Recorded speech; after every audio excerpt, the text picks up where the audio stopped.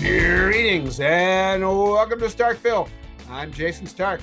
I write about baseball for The Athletic, and I am joined once again by my good friend, writer, broadcaster, professor, distinguished former major leaguer, and the voice of Sunday Night Baseball on ESPN Radio, Doug Glanville.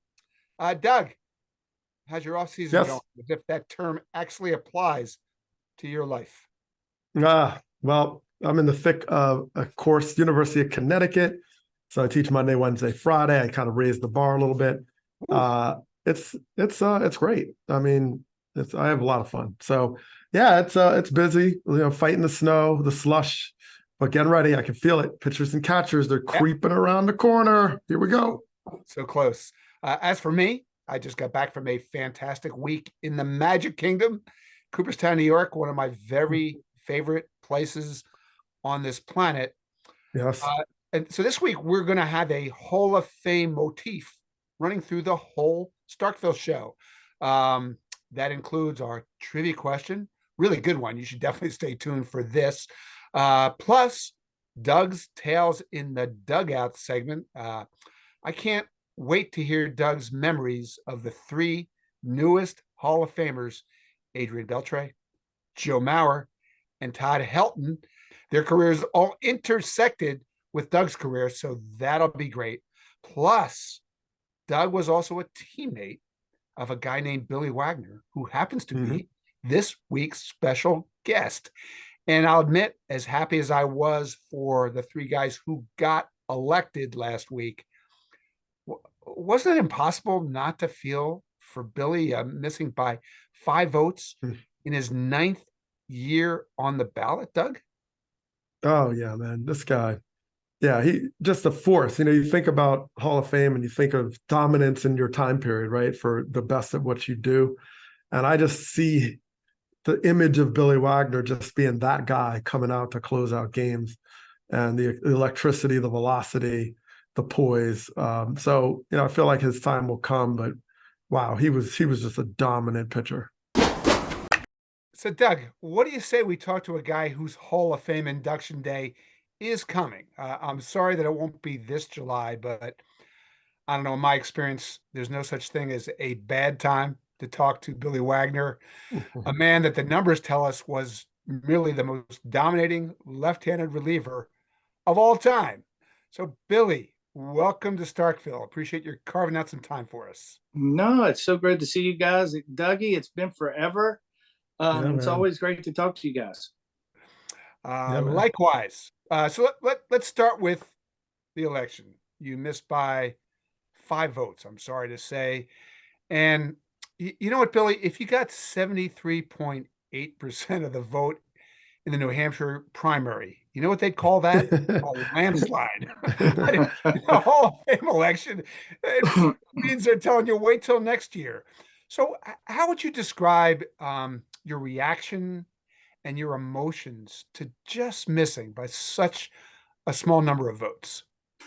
Well, first of all, I don't want to downplay it, but because it is such a great opportunity. I mean, and I'm such a historian of the game, and looking at who's on that list, who's gotten in, but this year was different than the year before, with the expectation it could be this year. But trying to stay as humble as possible and know that, I don't want to get too high and I don't want to get too low either. It was one of those things that was, it was a little bit more nerve wracking than, years in the past. But you have the NBC nightly news down, they're following you around and waiting on that phone call. And, I'm not going to lie. It was one of probably the most disappointing things that's happened to this far in my career, but it's also, it was one of the best teaching moments I could ever have as a coach, because I had to sit here and take that disappointment and show these kids who are standing there looking at me that, you can't rant, you just can't be upset. Sometimes you just got to grin and bear it, move on. But it by far and away, it was different than the years past. Look, I'm in the business of telling stories. So when there's drama on election day, that's a great thing for people like us who have to talk and write about these elections. But I recognize it's not such a great thing if you're a real person and you're in the middle of it and you have to live with the tensions. And I'm just curious, like what that part is like living through election day, living through the days that lead up to it. What did you do to deal with that tension and that uncertainty? I jumped into coaching baseball. I really Mhm. did. You know, uh, you know, it wasn't easy because there was a possibility that my life could change in a lot of ways as far as how people viewed me, and um, so trying to keep a level head and know that there was more things important that I needed to take care of and really jump on. So I was really involved in the high school scene, and so I was really diving into that. But my kids kept it, they kept it fairly quiet, but my wife kept it pretty quiet. And I mean, we had discussions and things like that, but not a lot. It wasn't really out loud. And there was my friends that of kids that I coach. They were here and stuff. So in a lot of ways, it was one of those embarrassing moments where you're sitting here going, you know, you really can't come and enjoy it. You can, I mean, even if I'd have got it, it'd been that weird, awkward enjoyment just because of, I mean, everybody else is planning for this. I couldn't plan for this. I mean, I literally said, I'm going to the baseball field. I remember John from the Hall of Fame was like, hey, make sure you're by the phone. And I'm like, I just can't do that. But it was a lot because I didn't know how to handle that disappointment being at the field. I have a responsibility on things that, when you're in a house, I can, rant and rave in the house. I can't really do that here. And that probably was the best thing. Well, look, I'm not you, but I am in the writers' wing of the hall, and I remember waiting for that call, not knowing if I was going to get that call. And I mean, Billy, I couldn't sleep. I could hardly function. I mean, it's a lot to try to process. There's a lot of emotion. And how do you make yourself not feel that emotion? How can you not be frustrated, Oh, angry, all of I that? wasn't as frustrated as it was more emotional. I mean, I had that emotional time where you sit there and you think, what is it really? What's the reason that's really keeping me out? And because it's really not about me. It's what I can affect down the road. I know that as a player, how I look at a Dale Murphy who's not in and a Don Mattingly who's not in is, no different than I looked at the Nolan Ryan. But when you say Nolan Ryan, there's a difference in what is said. And I mean, I've met enough Hall of Famers, and I've played with Hall of Famers, and I've helped quite a few of those guys that are in the Hall of Fame into the Hall of Fame. So I mean, I think it's for me, emotion is was something that hit me, and I want to be in the Hall of Fame. There's no question. It's just trying to control things that you can't control. It's trying to control a safe. I can't control a safe, but I'm going to get valued on a safe, and so now you're trying to control how people who don't know you talk about you, and you can't say anything. And those are the emotions that you have to control. And I mean, like my kids were the best because they're irate. Lord God, thank God they're not on saying anything. But I mean, they were not pleased. But I mean, I feel bad for guys like Gary Sheffield, and I know that there's these ties to, they say to the PEDs and stuff like that. But wow, anybody played against that dude knows it. I mean, that guy was good from start to finish, and and there's just so many things, that irregularities, that for people that have differences in why they're in and why they're not, that you just don't know. I mean, people were telling me last year, oh, you're a lock to be in the Hall of Fame. Well, there's always that first guy who doesn't get in that's got 74.9%. So, Yeah. Well, Billy, I just want to take you back to a conversation we had in the outfield one time at Citizens Bank Park, because I think we were just talking about throwing 100 miles an hour, right? And I wonder if this sort of connects to sort of how you process stuff, because you kind of, I remember you saying to me, it's like, well, I didn't try to go out and throw 100. It wasn't like I set my goal. Just like a lot of times, you're not saying I'm playing Major League Baseball because I want to be in the Hall. It always seemed like you didn't take anything for granted. You kind of appreciated the moment. I mean, I remember you helping me change my flat tire in Citizens Bank parking lot in a full suit, right? Crawled out of the car. So you always were sort of like, grounded. So I'm wondering with, how you think about your career and how you kind of evolved into this power pitcher, how that kind of helps you in moments in patience, just how you see the future in the Hall of Fame and beyond. Well, I pray a lot for patience, and God always puts certain things in my path to teach me how to deal with patience. So I became a baseball coach, and if that don't teach you patience, nothing will. So I think that I didn't take anything for granted because I had nothing to, everything was icing on the cake. But the greatest part of being a pitcher or a closer or competitor was, competing against the best. And so wherever I was, whoever it was, I was facing, that was the fun part of the game. The frustrating, I mean, I never understood, a lot of my games were not always pretty. You go out there and you maybe walk two guys and give up a base hit and strike out a guy, line drive, get doubles a guy up or something. It's not always pretty, but I always remember that the key part of the game was to win.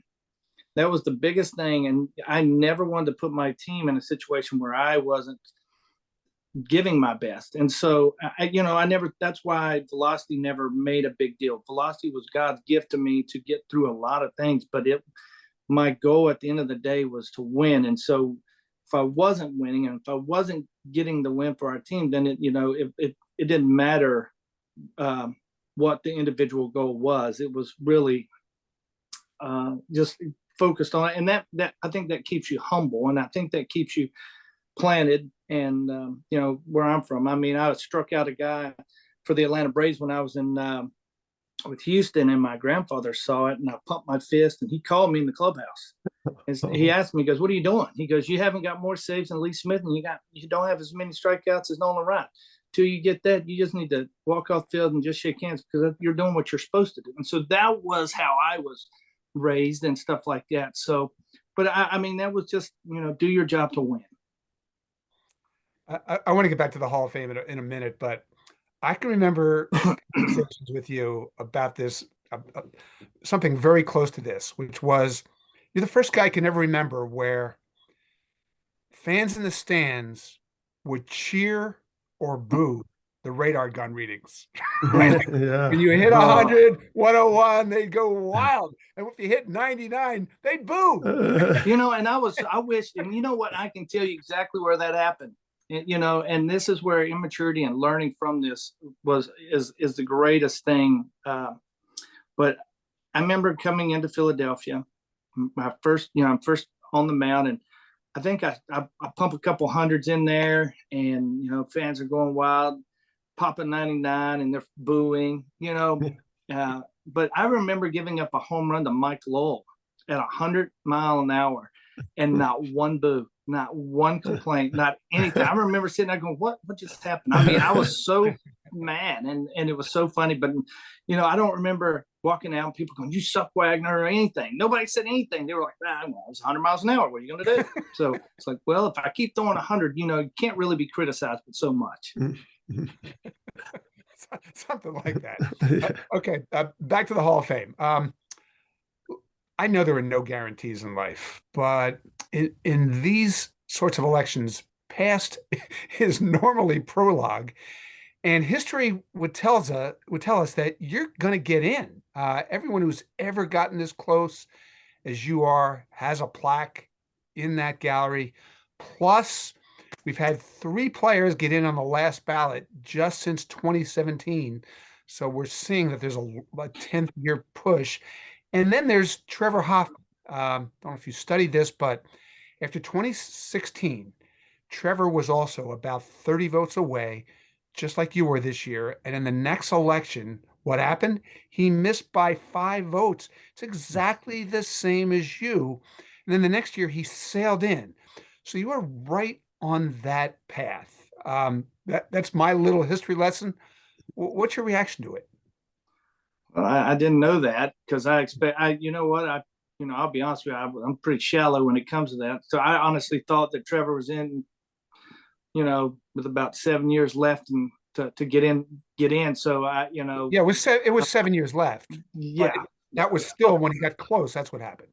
yeah. Well, I mean, yeah. Well, I'm glad he didn't have to deal with the going into the 10th year and stuff. But you know what? It is anomaly that would come up and kind of just work that way. And unfortunate that that relievers are not looked at in a different way. And Mariano screwed up for everybody. I've told Mo that forever. That thanks for just screwing up for everybody. But I mean, it's a thankless job until you don't have a Mariano, and then you don't have a Trevor, and you don't have a John Franco, or a Kenley Jansen, or Craig Kimbrell. These are thankless positions, until that point happens. But I'm the biggest thing is I'm happy I'm still on this ballot, but I'm also happy that guys are getting recognized as relievers. I know that we talk about character and all these wonderful things, but like Frankie Rodriguez, I think when I look at his numbers and just see how awesome he is, and I feel bad for John Franco, who is the epitome of a blue collar guy who goes out there and just, I mean, and I love Johnny, and I hope he never watches this to get mad at me, but I mean, he literally threw a 45-foot split finger and would get people out. So I mean, I just think there's so much to dominance and to what the epitome of the game is. And, I worry as a high school coach that when you value players only for like their size, and they have to have a certain look and a certain air about them to be qualified, that it takes the blue collar guy out of Brooklyn playing stickball that everybody loved watching, that guy who's 5'8", that you can't play at this level. I think, that's the those are the concerns for me. But I am happy that Frankie stayed on the ballot. I hope he gets more traction. And I think it makes it a little bit easier for the Kimbrells and the Kenley Jansens, who will definitely have their opportunity. Yeah, well, another Billy Wagner story. So playing at Wrigley, facing you, I think you were the Astros. I'm trying to get my timelines right. And you throw like a 39-foot, 100-mile-an-hour slider that bounced by me, right? So I'm like, what in the world happened? Like, so after the game, and this is like Billy Wagner, the Billy Wagner like had fun, and I want to marry this to the fact that you also love to close the door. So you throw this slider. I'm coming out of the locker room. You're waiting for me, my opposing team. He's like, hey man, I'm sorry about that. I got the ball back from the catcher and it was loaded with pine tar, and I heard that it just does all kind of crazy things. So I just wanted to see what would happen. So I just threw it and just to see what happened. And I spiked it, man. So sorry about that. I said, look, man, you throw too hard to experiment. You could do that in the bullpen. So, but that's funny. I've had umpires hand me a ball and say, hey, what can you do with this ball right here? And I said, you need to take that ball and put it back because I cannot do anything to get it. That's funny. Yeah, I wasn't good enough to do those things. I listened to guys who could go out there and do some things on a ball, and man, I just was not good enough to do that. And I mean, I would overthink that like no tomorrow. Yeah, I was just curious, like what kept you able to, be able to switch into like, you were a fun guy, great teammate, but you also had that switch. I mean, how did you do that to sort of be successful? Well, when you play with guys like yourself, your chances are limited to win, to get to the championship, to win a World Series. So, I'm a big team player. I know that there's bountiful places that say that I'm not, but I truly care about winning because my teammate means a lot. When you win, and I won in college and things like that, when you win, there's that greatest feeling that you have with your teammates. There's nothing better than having the champagne poured on you. There's nothing better than talking about years past. And you really don't ever talk about the champ, but there's the bond that you get when you win. And so, I think searching for that bond is something that when I stepped on the field, being a little bit smaller than most of the guys out there. I mean, when you're facing the giants of Barry Bonds, McGuire, and Sosa, you can't be warm and fuzzy. I mean, sometimes you view yourself as that 10-foot monster, and that that's what it took to go out there and compete against that guy. But truly, it was about the win and doing what needed to be done to get that win. Bill, you were talking earlier about what domination looks like. I can tell you that when I'm voting on the Hall of Fame, the first thing I ask myself is, does this player have a claim to historic greatness? And in your case, that was such an easy question to answer. Among all left-handed pitchers in the live ball era, you have the best ERA, the best strikeout rate, the lowest opponent batting average, and the best whip. So apparently you were pretty good. Okay, so at times, I guess. I mean, yeah. But I mean, you look at it. There's no way to understand what that means to individuals, right? I mean, gosh, I tell you, there's so many great players that have come through and played that when you start to get to that definition of, like you were just describing me, it's so humbling. And just, I don't look at those numbers, but it's one of those things when you start looking at that. And the number I've always been personally always been impressed with for myself is the batting average against 187. I don't care I don't care about the strikeouts. I don't care about if you're hitting 187. I don't know what else to tell you. I don't know what dominance means. And I mean, I don't, but those are that is the one number for me, because you're not getting on base. You're not doing anything. That's, that 0.9 whip or whatever it is. Those are things I think that are what you really look at. I mean, among the numbers, I mean, because like guys like the heavy hitters, they have these variables. You can look at the hits, the home runs, the RBIs.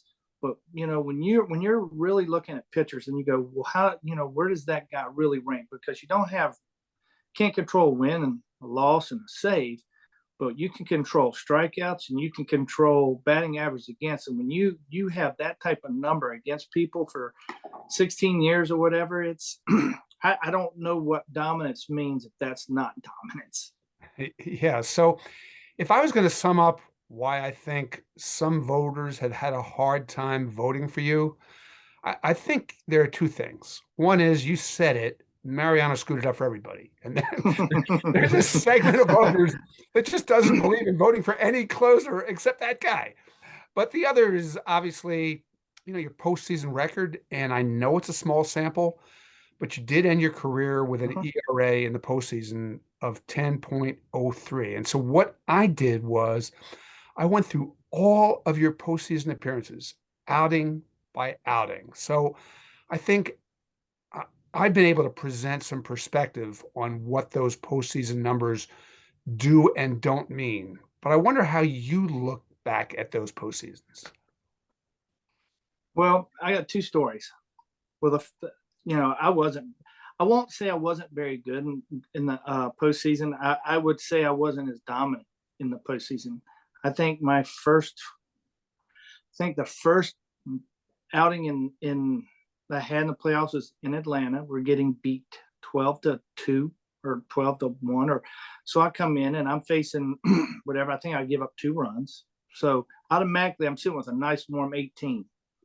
So I go out there, and I think my next outing I'm going out there, and my next game is 98 against Padres. Probably had one of the greatest at bats. I mean, Jim Leyers hits a 12th pitch opposite field down the line home run. Yeah. Trevor Hoffman comes in and blows the save. I get the win. So now I'm 1-0 with a blown save. And so all of a sudden I'm sitting there going, holy cow, I'm not thinking about the Hall of Fame. So my other loss comes in against Sotaguchi, who at that point was 0 for ever. And I don't know if he's even made contact. That was the first pitch I think he might have made contact and got it. So he hits a home run. There were so many things. Like I gave up a home run to Chipper Jones. I broke his bat and it bounced off the top of the wall. I mean, this is a guy that at one point was 0 for 12 with 10 punch outs. So there was some weird stuff that liked to happen when I was playing. But I mean, for whatever it was just in the playoffs. That weirdness would happen. It would be some crazy stuff. And I'd go home and shake my hand and be like, how in God's name am I not getting that guy out? And I've done it all year. But, that's what it is. But on the other thing, I did hear a stat that just amazes me. And maybe I'm wrong and maybe you know about it. Ted Williams hit 200 in the playoffs. Ted Williams hit 200 in the playoffs. Yeah. And he got in the Hall of Fame. How did he do that? Yeah. How did he do that? That's what I left at because it is a standard. It is an easy target to point at. But when you go, hey, he was 3 for 4 in save opportunities and he's 1-1, and ERA doesn't matter except when it wants to matter, or when you go and say, I know when I've pitched in games that had, a 5-run lead and I come out there and give up a run or something, and the commentators go, you don't pitch well. Relievers don't pitch well when you don't have a big lead. There is so many variations of why. I think we can speculate on how these things work, but I do think that's the uniqueness, and that's what I love about baseball, and that's why having opinions about why guys are what they are so awesome, and so I think I enjoy hearing somebody, as much as it hurts at times, but to hear somebody say that, I don't think Wagner's a Hall of Famer, and tell me why. I absolutely have the most respect in the world for those people, because I'm not going to sit there and that's not for me to debate. I think those are the things that is so great about baseball, is having the debates. Can I ask you about one game that you didn't pitch in? I've always wondered about this. Game 7, 2006, NLCS, Mets Cardinals. I'm just wondering how you look back at that game. You never got to play in a World Series. The Mets were 1 win away, and you never got to pitch. It sucked. And I tell you, I think the game before, I came in and held a lead against St. Louis. And I think it was shaky at best. I think it was a 4 or 5 run lead. I gave up a run. And then the next night, we go out there and it's just dramatic. And we had 3 innings where we had bases loaded, and it came down to, I think we were, Aaron Hyman had thrown the ball so well at that point. I think Willie was going with the hot hand at that point. I think Willie was going with the hot hand, and I think, I would much rather have been out there by all means, but I also know that if we tied up, I'm probably going out there. If I don't tie, that's how he'd used me all year long. So, I don't know. It's definitely, not easy to stomach knowing that you're that close and you didn't get in. Yeah. Oh, Billy, I'm just wondering about a lot of things have shifted over the years since we retired and moved on. How did you see today's game with like all the new rules this past season, and like where do you think you fit in that landscape in terms of this is now also how they're going to evaluate Hall of Fame candidacy with sort of like all these new criteria around whatever it is, base running, pitch clocks, all these things. How did you see the season last year? Well, you know what? There's things I did like. I like the pitch clock. I like, hey, let's get the ball. Let's go to work. I mean, there's no rhyme or reason. Your strength. And I had a great conversation with Roger Clemens on the golf course talking about this. And he's like, well, I don't need 25 seconds to figure out what I'm going to throw. I know what I'm competing in. I know what my job is. I think what is the hardest thing for pitchers now is you can't really control space inside to a hitter. Like I can't throw inside to you, double up on you, Doug, because they're probably gonna think I'm throwing at you. I can't create that, that space for the outside corner as much as. And so the guys today, they're talented. They're way more consistently talented than than in the past. I mean, you nowadays every guy comes out of the bullpen throwing 100, and 95-mile sliders and splits, and they're tremendous. But now the difference is they have to throw in such a the cube that man, when you see a guy that does have put up good numbers in today's game, I think that is such a tremendous thing. I don't think we'll ever see the 300 wins like we had before because the game's changed, but and the innings are different. But there's a lot of things. I like the bags being bigger. Now I am biased because my son's a player in AAA now, and he's a hitter, and so going to a game and watching a minor league game is so much more fun than sitting there falling asleep in a 5-hour game. And so now there's a little bit more. Pitchers throw a lot more strikes. I think it's more exciting. I think there's positives to it. I don't think I would like the instant replays or the reviews all the time, because I'm 100% sure I got a few calls that I don't want being overturned. But I just think there's some good and there's some bad. But I think at this day, I don't want to be Debbie Downer. I think the game is great. I think the players are tremendous. It would be hard for older players to create and pitch. I think I could pitch in that era. I just don't think I would be as dominating, because I don't think, pitching inside like I like to pitch is as accomplished feat now, where mostly it's 90 to 95% of the game is pitched middle away with hard sliders. When you're watching a guy throw 105 miles an hour, the next pitch is a 95-mile slider and you're shaking your head. So I think that has changed a little bit, but I still love to watch it. I still watch the games. I love watching. I've got 5 or 6 teams that I watch and I enjoy. I love watching the Phillies play. I love the environment. I love being a fan. My kids go to Philly and watch, go down to Houston, of course. I just think, in some ways I think it's harder for pitchers. I tell my son, and he doesn't like me when I say this, but I said, I can't believe that nobody's hit 400 yet. Because you have to throw it down the middle now, buddy. You just have to throw it down the middle. So he doesn't like me when I say that. I've often wished there was a Ripley's Believe It or Not of baseball, because if there was, like, your little tale would be chapter 1, because you're born right-handed, but you threw a baseball 100 miles an hour left-handed. Billy, how is that humanly possible? Well, I do give all the credit to God, because I'll be honest with you. There's no rhyme or reason that a 5 foot nothing, 100 pounds of nothing would get an opportunity to pitch in the big leagues.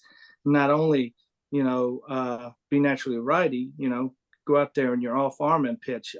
But it just tells you how blessed I've been, and how, when it comes down, like we talk about the Hall of Fame, and they talk about how many attempts and how close I'm getting, the patience and the understanding that I've been blessed my whole life. I just didn't really realize it. And now to be able to sit back and look at all the blessings and know that, if it takes 10 times to get in the Hall of Fame, so be it.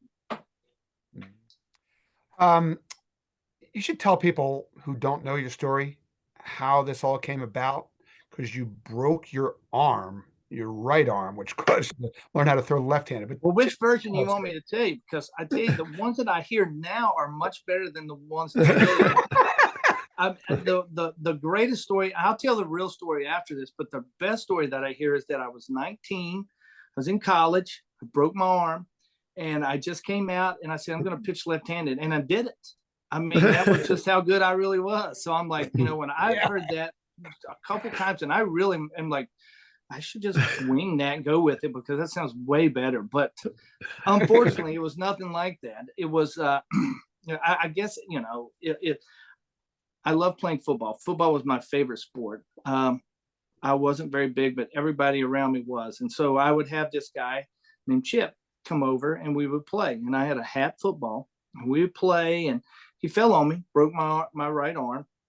And so I had my cast on, went through the whole cast period. And then after that, it was a couple months later, I'm out on the monkey bars, messing around as a kid, and fall off, break my right arm again. And oh my goodness, twice. Yeah, accident prone, maybe. Yeah. And so But I mean, at that age, I broke my collarbone once. I broke my collarbone in high school playing football. I mean, it didn't take much longer for me to realize that football probably wasn't the sport for me. But you know, it was.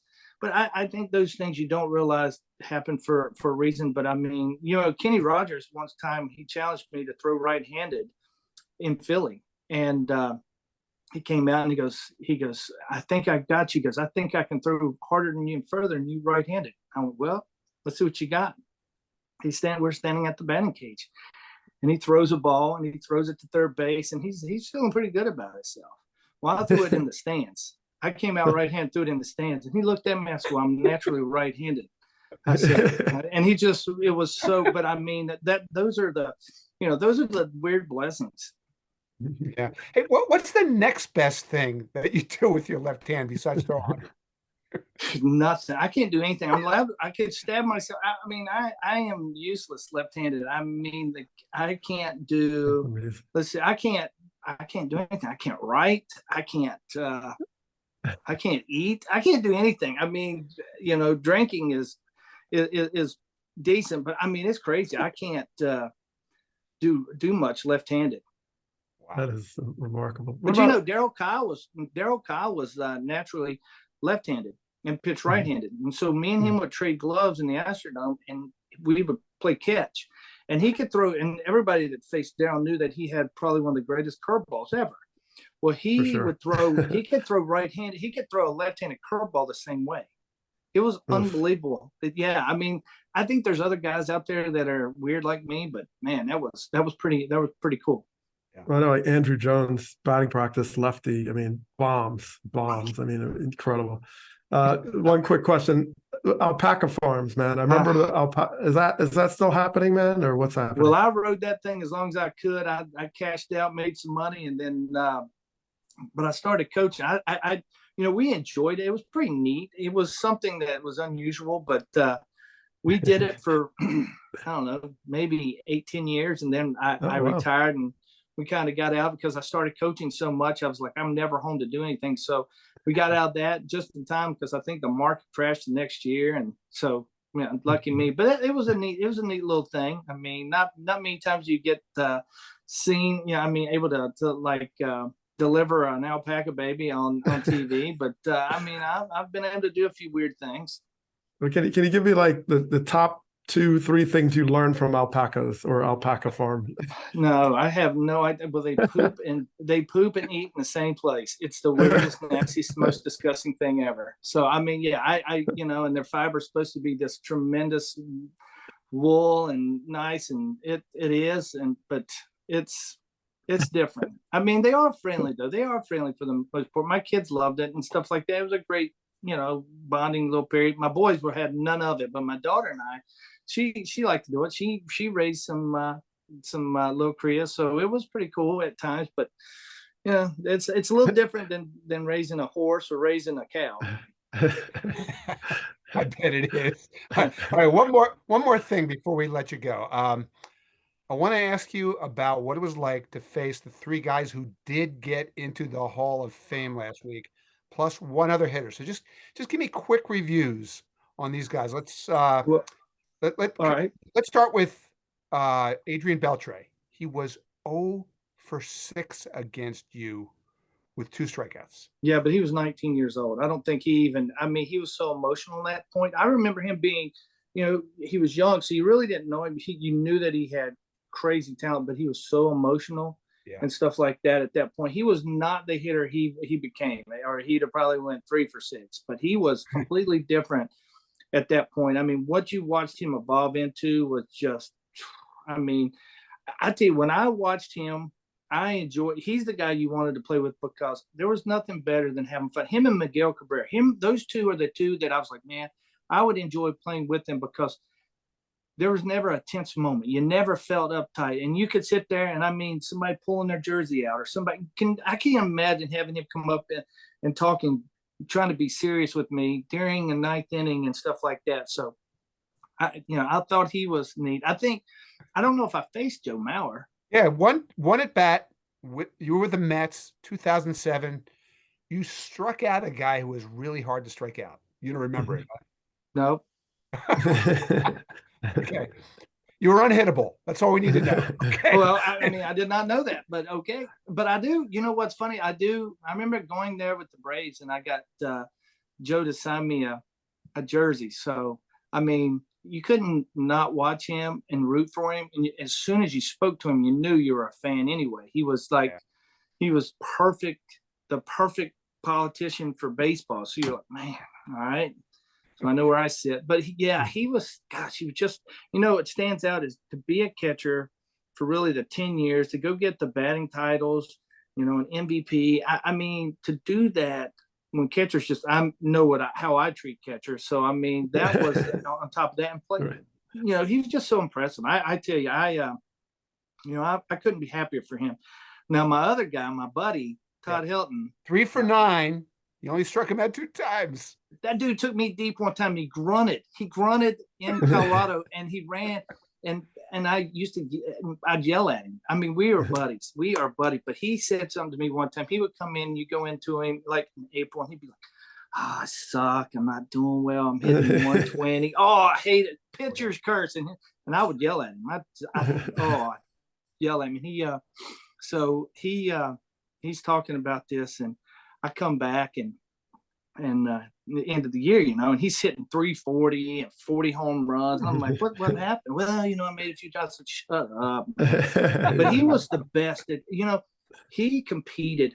I mean, I tell you, there was just something special. I don't care where that guy would have played. He was just such a good competitor, and he gave you no at bats. There was no free passes at bats in there. And so, I tell you, for me, I could care less about striking him out. I was just hoping he was going to get himself out. He was just that good of a player that,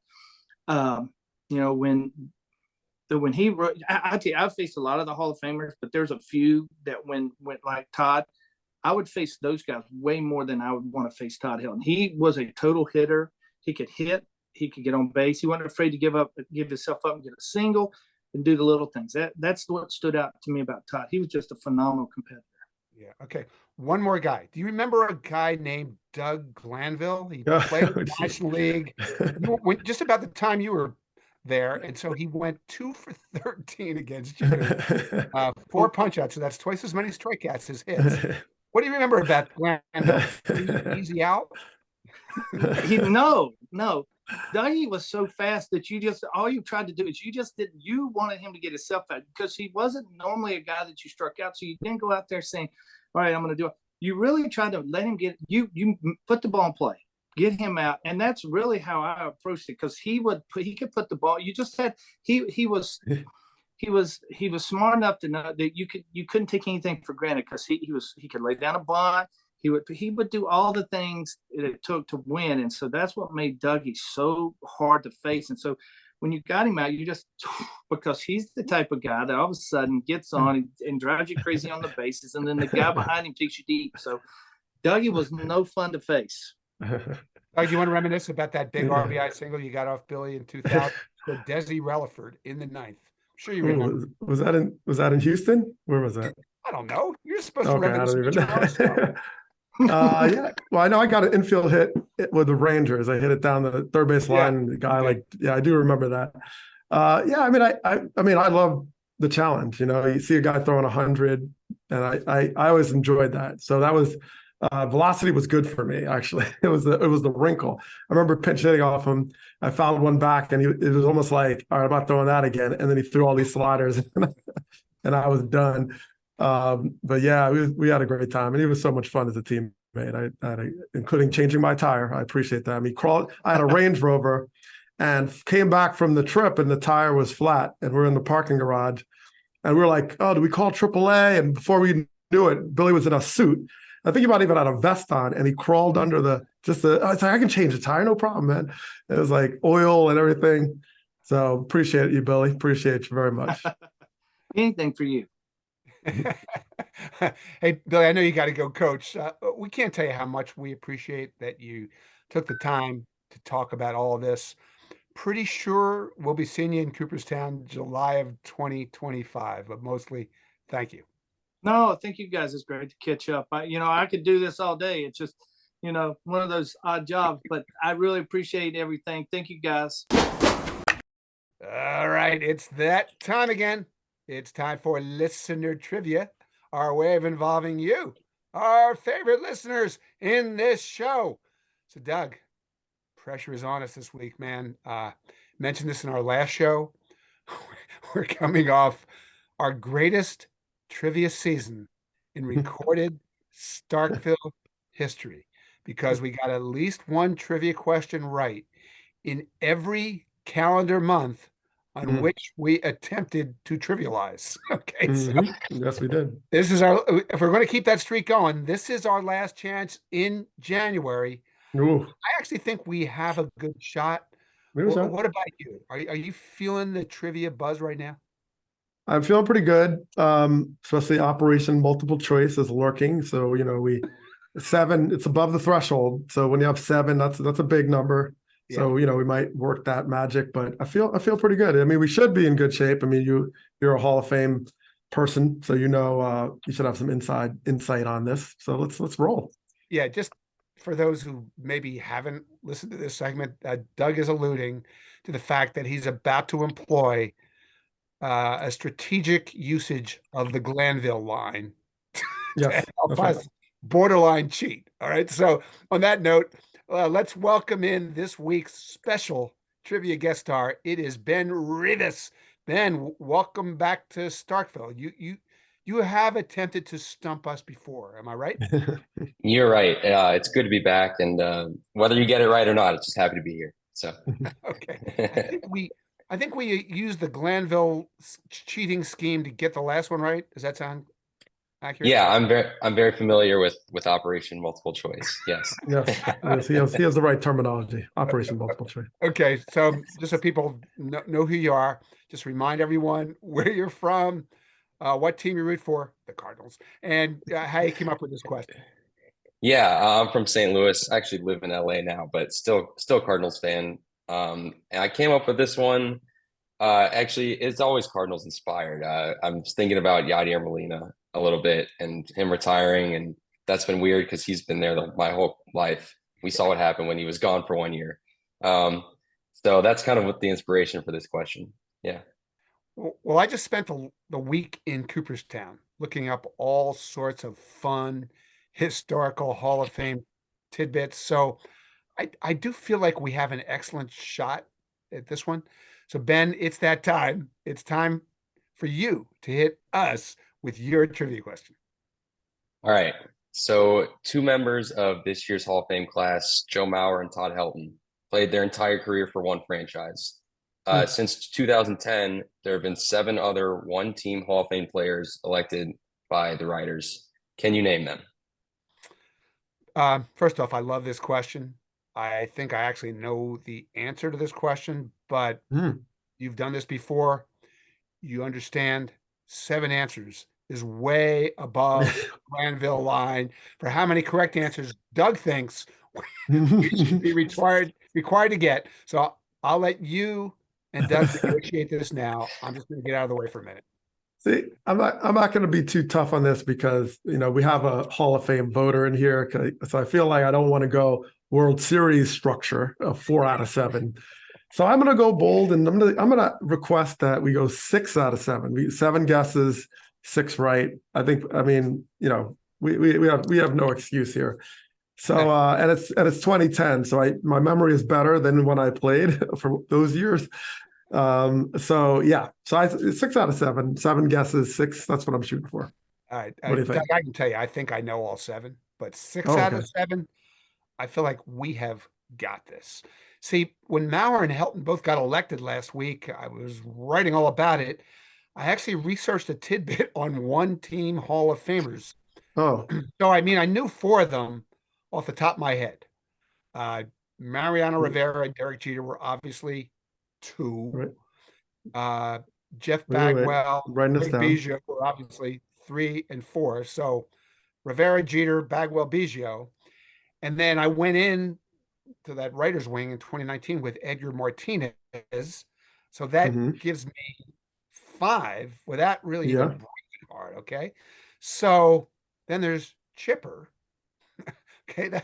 That's clearly 6. And Mhm. Doug, I think that the 7th is Barry Larkin. I'm just a little worried he was before 2010. So look, man, I've already done most of the work, Whoa. possibly all the work for you.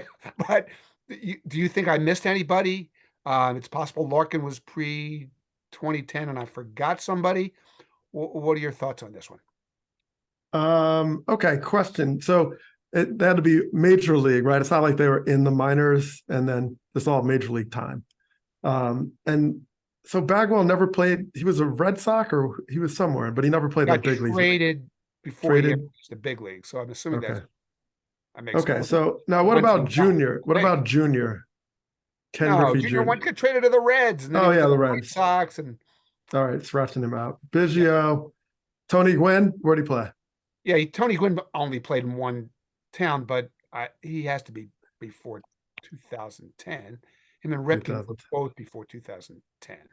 Ripken, because Ripken, yeah, he was definitely before that. He was the same year as Ripken. Yes. Okay. That was in the I think I have the sleeper. Wait, how many do you have? Well, Larkin. I gave you 7, but possibly one of them is the wrong time frame. Who do Okay. you got? My sleeper is Alan Trammell because Detroit Tigers, and he was like recent. Yeah, So but I don't know what year. here's the Was he? problem. Did he play for someone else? No, he only Okay. played for the Tigers, but he was not elected by the writers. He was on Ooh. a veterans committee that I actually served on, so I could Oh, so attest. it doesn't count. Oh yeah, I Good, didn't good read the sleeper, fine print. good sleeper, but you should have slept right through it. Ah, that felt so good. So that's all I got. I could have Edgar, yeah, All right. Chipper. I'm gonna go with that list. I think it's dead on, Okay, so unless it's Alan Trammell. regardless of the Alan Trammell sleeper glitch, I feel like we are in excellent position to crush this. So just to repeat it, Ben, here is our list. We've got Mariano and Jeter, that's 2. Bagwell and Biggio is 4. Edgar, Chipper, Barry Larkin is 7. How'd we do? Well, it's I didn't think I'd be able to stump a Hall of Fame expert. That's 7 out of 7. So good Oh job. wow, very Got it. nice. How about it? That's Oh, pretty exciting. Larkin. I just did so much Hall of Fame stuff that like it's in my brain. But Doug, look at it this way: we have done it again. 2024 in the books. How many correct trivia answers? 1. One. So, Okay, yeah. yeah. So what do you think? Should we just retire from this now? Have some other kind of segment next week? Well, we retired last year, and then we brought it back, so that's all right. We could, we could come out of retirement and do what a lot of players do. Okay, so only come out of retirement when we're going to get it right. I like this. Yeah, I like it. Anyway, that was fun. Guess what? It's now about to get more fun. And that's because the best part of this segment is coming right up. As you all know, that's the part of the segment that doesn't involve us at all. So it's time to bring in the mayor of Starkville, Tim McMaster, to play another epic play-by-play clip involving one of this week's answers. Tim, so many great options for you this week. I can't wait to see what you came up with. Yeah. And before I get to that, credit to Doug, because Trammell was a great poll, even though it's not technically the writer said, like that could have been a really weird like loophole answer to throw you guys off. And we even covered that, even though it wasn't part of the answer. So I thumbs up, Doug. I just knocked off 7 answers pretty much off the top of my head. And you want to give credit to the one wrong answer by Doug Landry. That's what I'm doing. I got to keep you guys both built up here. So that's what I'm doing. All right, we're going to stick. So I went through the 7 guys, and how do you pick a moment, right? They're all Hall of Famers. They all played with one team. But what it came down to, against my better judgment, was the best finish as far as playing in front of that fan base. So we're going back with Derek Jeter, his final game at Yankee Stadium, his final at bat. Here you go. Yeah. Well, the script is there. The last page is in Derek's hands. Meek deals. Base hit to right field. Here comes Richardson. Here's the throw from Markakis. Richardson is safe. Derek Jeter ends his final game with a walk-off single. Derek Jeter, where fantasy becomes reality. Did you have any doubt? It wasn't his final game because he actually ended up playing at Fenway, I think, over that final weekend. No, they went to Fenway. I don't think he played. Yeah, I think he had one at bat, and I think he got a hit. He got a base hit. Yeah, he got a base hit. You're right. Yeah. You're right. But great call with Joe Kelly. by Michael K. That was a K. great call. Yeah. Great call. Goosebumpy call. I remember I was on Baseball Tonight when that happened. And it's funny that Michael said the script's right in front of him, because we came back and I said, who writes these scripts? Hey, Ben, we loved your question. Great to talk to you again. Please come back and visit us again in Starkville real soon, okay? I'd love to. Thanks for having me. Spring training, it's just over the horizon, but we're here in the off season. So that means it is time to do one of our favorite off-season things. What do you say we go hang out in the dugout where our pal, Doug Glanville, is telling his world-famous baseball stories to literally anyone who will listen. So Doug, since we just elected 3 Hall of Famers from your generation, I can't think of a better topic for this week's trip to the dugout. What do you say you tell us a quick story from those archives in your head about all 3 of the newest Hall of Famers? You want to start with Adrian Beltre? Let's start with Beltre. The way I thought about this is, what's the question I would ask to sum up how good these guys were? And I think Adrian Beltre and combine that with my story of experience with them or against them. Adrian Beltre had asked the question, did he teleport? That's the question I would ask. So when he was younger, Dodgers, I laid down a bunt and he was at third base. And I'm like, I was so confident that I was going to make it to first that I pretty much could have started my turn. I was like, let me just start going to my turn, because that's like a double. And then I had that Harold Reynolds moment where he looked at Bo Jackson after he threw the ball from the left field fence and threw him out at home, and like, what just happened? Where did that come from? And sure enough, I bunted this great bunt, and Beltre threw me out at first base by a half a step. And it was one of those I had to look at the instant replay. Like, wait a minute. Like, I was taking my turn, and this guy threw me out. And Beltre had that signature, almost like slingshot sidearm throw that he was known for, where he could come in and throw across his body and just throw these 95-mile lasers and really defy the speed that you have trying to get to the bag. So that was it for my bunting on Adrian Beltre. And I know he played in the American League a lot, but wow. I mean, that was the one time I remember laying a bunt down, absolutely sure I'm going to make it, and be thrown out by a half a step. Just ridiculous. You and everybody else. All right, what about Joe Mauer? Joe Mauer, I didn't have a ton of, I guess the interleague thing and all that, but I know the legend of Joe Mauer revolved around, does he always hit the barrel? That's the question I had. This guy just refused to break bats. You could, just always squaring the ball up. And that was sort of a reputational thing that started to kind of spread. I mean, there was rumors that he broke 1 bat a year. He used the same bat for 3 years, but this guy, was like that storyline of just good hitter, never giving up at bats, patient, stayed through the ball. It wasn't necessarily about the home run, but he knew he had power, kind of a Tony Gwynn kind of framework.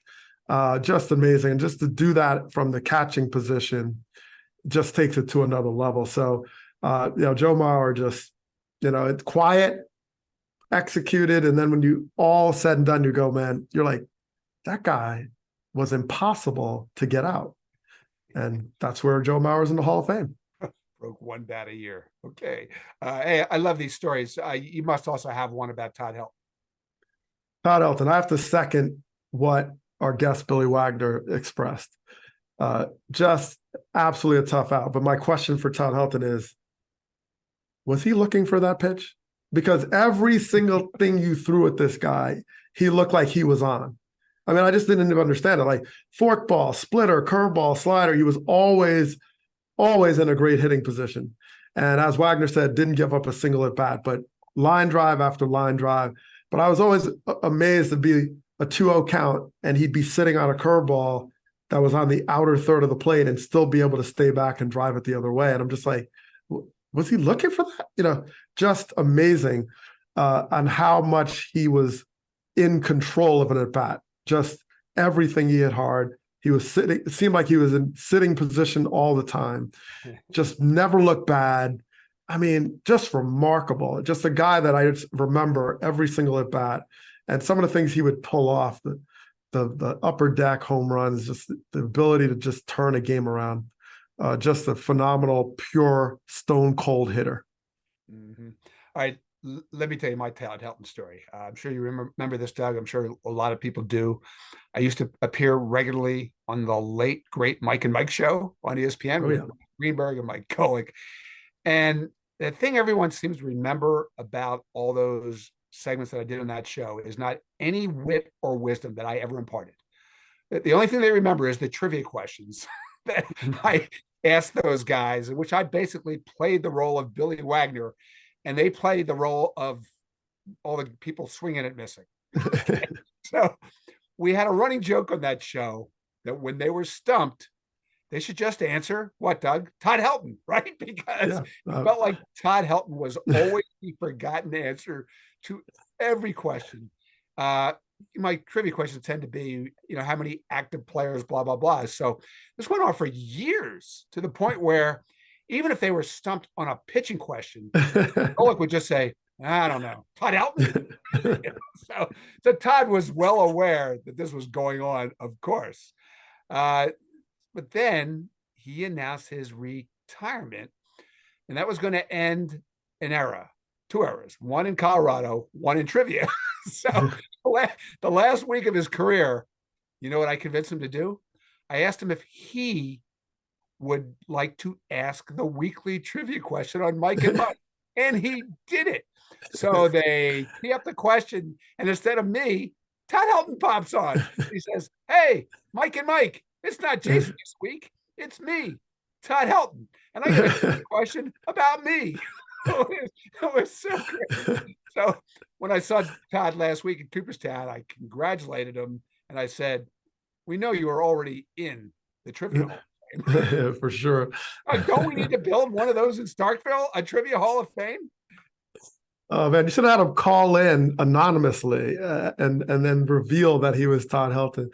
Oh my gosh, and let them get it right. Right. Okay. Well, among all the things that I would like you to plan for Starkville, the Trivia Hall of Fame and Museum, put that on there. Okay. Just put it on your list. You'll get around to it one of these decades, I'm sure. I will. Yeah. Okay. That's going to do it for this week's show. We'll be bringing you podcast magic just like this all off season long on the Athletic Baseball Show, which is available in its entirety, absolutely free, everywhere you get your podcasts.